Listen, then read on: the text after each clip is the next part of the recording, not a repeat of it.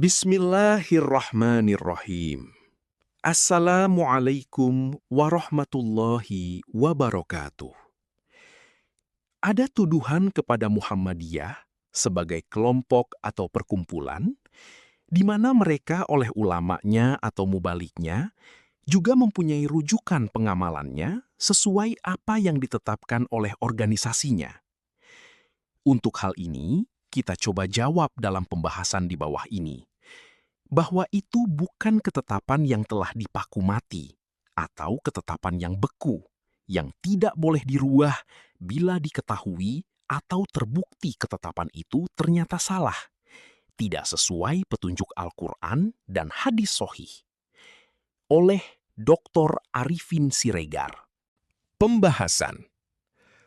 Pernah seorang mubalik atau seorang ustadz dari perguruan di Tapanuli Selatan menuduh bernada menyindir mengatakan, di mana katanya Muhammadiyah itu juga berpegang kepada apa yang telah ditetapkan oleh persatuannya?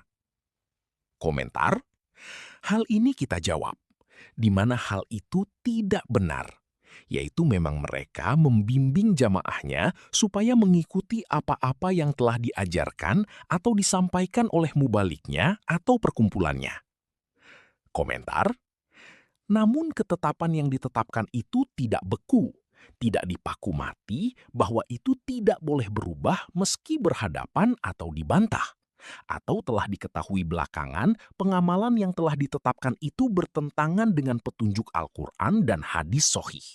Di mana sekali 3 tahun atau 4 tahun, mereka mengadakan sebangsa kongres dengan tujuan mengadakan tarjih, yaitu mengoreksi atau membatalkan kalau ada pengamalan yang selama ini bertentangan dengan Al-Quran dan hadis sahih, yang kita sebut tadi melakukan tarjih. Komentar, misalnya dulunya mereka membolehkan talqin atau mengajari mayat yang tertanam di dalam kuburan, atau bolehnya membenarkan bunga bank. Tetapi belakangan hal ini ditinggalkan atau dibatalkan dengan keputusan tarjih bahwa hal itu adalah hadis palsu, atau dengan pembahasan lebih mendalam diketahui bunga bank adalah haram. Komentar. Mungkin Anda bertanya, kenapa hal demikian bisa terjadi? Di mana terjadi pengamalan yang lama, jika ditemukan bertentangan dengan Al-Quran dan hadis sahih, maka diubah atau ditinggalkan. Dengan kata lain, setiap pertemuan pengajian atau ceramah agama, di mana orientasi berpikirnya adalah bukan mencari pembenaran, tetapi untuk menegakkan atau mencari kebenaran dari apa yang terlanjur diamalkan selama ini. Hal ini bisa terjadi atau ditemui bila menggunakan buku-buku atau kitab yang berisi fikih sunnah. Misalnya, sebuah kitab yang disusun oleh Syekh Syahid Sabit, seorang ulama besar di Mesir, yang berjudul Fikih Sunnah, di mana isinya mengupas atau menganalisis agar pengamalan ibadah dan akidah sesuai berlandaskan atau rujukannya adalah Al-Quran dan hadis sahih. Komentar yang sangat disesalkan.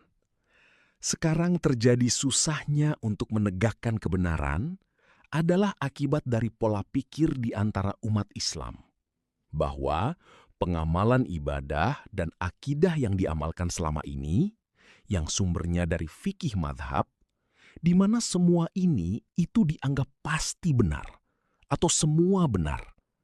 Karena hal itu telah ditetapkan oleh di antara madhab-madhab yang hidup setelah Nabi SAW dan sahabat wafat, di mana pola pikir ulama yang orientasinya fikih madhab, maka mempunyai pendirian di setiap diskusinya berusaha menegakkan atau mencari pembenaran oleh ulama belakangan, yang kadang-kadang terjebak dengan hadis palsu.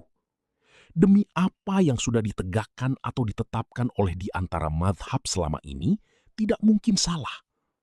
Pendapat madhab itu harus dipaku mati. Pola pikirnya tidak boleh berubah. Karena dianggap merekalah ulama mujtahid yang tidak mungkin salah. Komentar.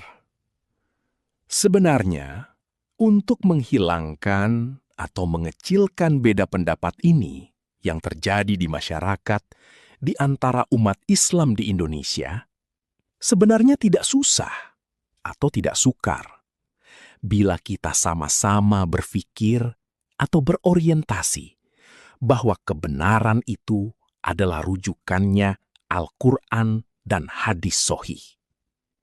Adalah salah bila menganggap apa yang sudah disampaikan oleh mazhab itu wajib diikuti dan dianggap semua itu benar. Komentar. Apalagi, ada komentar yang mengatakan, bila kita ikut saja apa yang telah disampaikan oleh mazhab, kita bebas dari dosa. Meskipun yang kita amalkan bila salah atau bertentangan dengan Al-Quran dan hadis sahih. Hal ini terjadi karena ada pendapat di mana bila mazhab benar mendapat 2 pahala dan bila salah akan mendapat 1 pahala.